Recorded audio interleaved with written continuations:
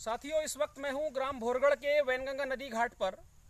और ये वीडियो मैं इसलिए बना रहा हूँ, इस घाट को अवैध तरीके से रेत माफिया के लोगों ने लूटा है, जिसकी शिकायत मैंने बालाघाट कलेक्टर गिरीश कुमार मिश्रा को 4 बार लिखित में की थी।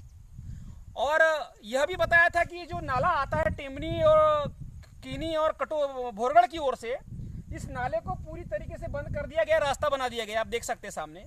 और इस वजह से वो जो पानी आने वाला है, वो पानी उधर किसानों के खेतों की तरफ उल्टी दिशा में बह रहा है पानी। उससे किसानों की खेती बर्बाद होगी। और आज दिनांक तक ये रास्ता नहीं तोड़ा गया है, ये रास्ते को पूरी तरीके से नाले को बंद कर दिया गया है। ये इसलिए किया गया है कि रात्रि के समय में पोकलैंड मशीन और डंपरों से रेत चोरी की जा सके। और ये पूरी की पूरी चोरी अब मुझे लग रहा है बालाघाट के कलेक्टर गिरीश कुमार मिश्रा करवा रहे हैं, क्योंकि तमाम लिखित शिकायतों के बावजूद कलेक्टर गिरीश कुमार मिश्रा ने ये पुल बनाया है, रास्ता बनाया है नाले के ऊपर, उसको तोड़ा नहीं गया है। इसका कारण क्या है? जबकि नियम यह है कि प्रतिबंध, बारिश में रेत के खनन पर प्रतिबंध लगने के बाद ये पुलिया तोड़ दी जाती है। ऐसी ही समस्या चिचोली में है, ऐसी समस्या डोंगरिया में है, बोनकट्टा में है, आंजनबिरी में है, बमनी में है। और इस तरह से पूरी नदियों को बर्बाद करने में पूरा का पूरा श्रेय जो है बालाघाट में, वो कलेक्टर गिरीश कुमार मिश्रा का है। अगर बालाघाट में इस समय नदी लुट रही है तो वो पूरी नदी बालाघाट कलेक्टर गिरीश कुमार मिश्रा ने लुटवाई है, क्योंकि सैकड़ों शिकायत के बावजूद बालाघाट कलेक्टर गिरीश कुमार मिश्रा कोई संज्ञान नहीं ले रहे। सामने यहाँ इतना अवैध उत्खनन हुआ है, इस नदी में 15-15, 20-20 फीट गहरा गड्ढा खोदा गया है। क्षेत्रीय विधायक गौरव सिंह पारधी ने यहाँ पर आकर बताया कि अवैध हो है। वो माइनिंग इंस्पेक्टर सुरेश कुलस्ते ने यहाँ पर आकर बताया कि अवैध है। उसके बावजूद कलेक्टर रेत माफिया के ऊपर कोई कार्रवाई नहीं कर रहे हैं। इसका मतलब यह है कि कलेक्टर खुद ही चोरी करवा रहे हैं। और ये पुलिया जो बना है, इसको अभी तक तोड़ा नहीं गया, जिससे किसानों के खेत में उल्टी दिशा में पानी बह रहा है। नदी को इधर बहना है, वो उधर उल्टी बह रही है। साथियों, आपको ज्ञात होगा अभी 11 तारीख को रात्रि के समय खैरला जी की जनपद अध्यक्ष आंसू बघेले जी, उनको किसी ने सूचना दी चिचोली में कि अवैध तरीके से रात में रेत की चोरी की जा रही है। वे घटना स्थल पर गई।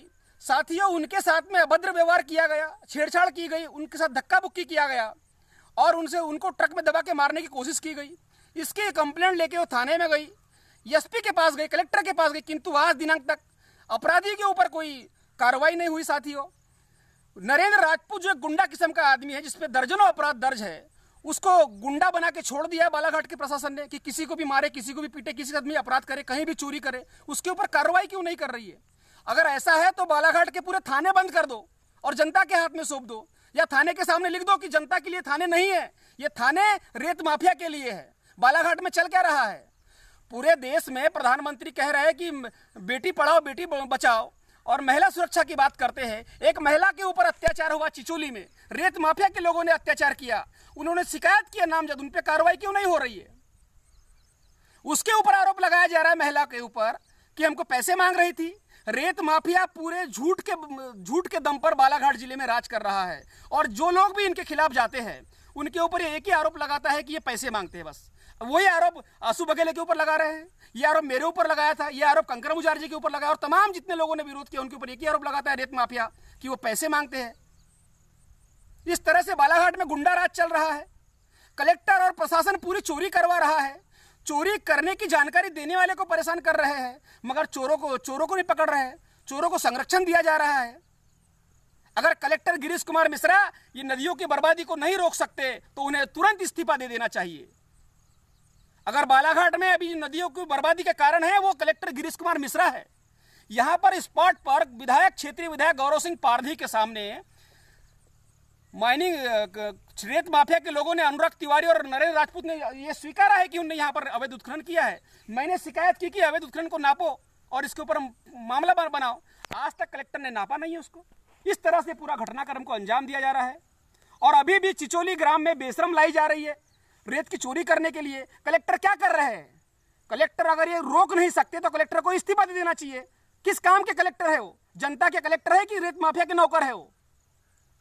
साथियों, ये पूरा जो घटनाक्रम चल रहा है वो कलेक्टर के संरक्षण में चल रहा है। मैं आपको दिखाना चाहूंगा, ये देख सकते हैं अभी रास्ता, ये इधर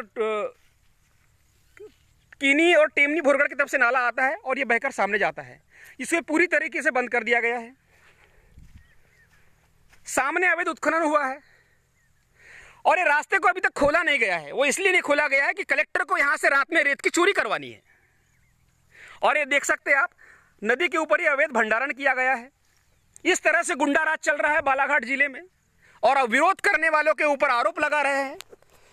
आंसू बघेले जो क्षेत्रीय जनपद अध्यक्ष जनप्रतिनिधि है, जनप्रतिनिधि होने के नाते वे वहां पर अवैध काम को रोकने गई। सबसे पहले उन्होंने माइनिंग वाले से बात की। उन्होंने कहा कि कोई अवैध उत्खनन नहीं हो रहा है।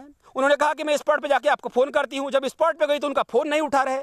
इस तरीके से ओछी हरकत कर रहे हैं रेत माफिया के लोग, एक महिला के साथ में। और प्रधानमंत्री महिला सुरक्षा की बात करते हैं। यहां एक जनपद अध्यक्ष सुरक्षित नहीं है। प्रशासन किसके लिए काम कर रहा है? एक महिला को सुरक्षा नहीं दे पा रहा है। यह किस तरह का प्रशासन है? प्रशासन ने, कलेक्टर ने अपने कार्यालय में लिख देना चाहिए कि मैं जनता के लिए नहीं हूं, मैं रेत माफिया की नौकरी करने के लिए हूं। इस तरह से बालाघाट जिले में नदियों को बर्बाद कर रहे हैं ये लोग और विरोध करने वालों पे आरोप लगा रहे हैं। और हर समय एक ही आरोप लगाते हैं कि ये पैसे मांगते हैं। अरे भिखारी, तू 400 रुपये काम करने वाला दारू भट्टी में तेरे से पैसे मांगेंगे और तू हमारी नदियों को बर्बाद कर रहा है। बड़े प्रधानमंत्री बोलते कि मुझे माँ गंगा ने बुलाया है और अब तो कह रहे हैं प्रधानमंत्री कि मुझे माँ गंगा ने स्वीकार कर लिया है। नदियों को अपनी माँ कहने वाले प्रधानमंत्री मध्य प्रदेश के बालाघाट जिले में आके देखो किस तरह से बीजेपी के लोग ने, रेत माफिया राजेश पाठक बीजेपी का वरिष्ठ कार्यकर्ता ने पूरी नदियों को बर्बाद कर चुका है। इस तरह का पूरा घटनाक्रम चल रहा है। प्रशासन क्या कर रहा है? प्रशासन की उदासीनता क्यों है इस मामले के ऊपर कि एक महिला ने जब लिखित आवेदन दिया है उसके ऊपर कार्रवाई नहीं कर रहे हैं आप, उल्टे उसको बदनाम कर रहे हैं। ये पूरा का पूरा खेल प्रशासन के संरक्षण में हो रहा है, कलेक्टर के संरक्षण में हो रहा है। अगर इन सब चीजों के लिए कोई जवाबदार है तो वो कलेक्टर गिरीश कुमार मिश्रा है। साथियों, आप लोगों से भी मेरा निवेदन है कि ये वीडियो को इतना शेयर करें कि बालाघाट के मध्य प्रदेश के बालाघाट जिले के जो कलेक्टर और प्रशासन है और रेत माफिया है जो जिस तरह से नदियों को बर्बाद कर रहे हैं उसकी तस्वीर उजागर हो और पूरे मध्य प्रदेश और भारत के लोगों को समझ आए। धन्यवाद।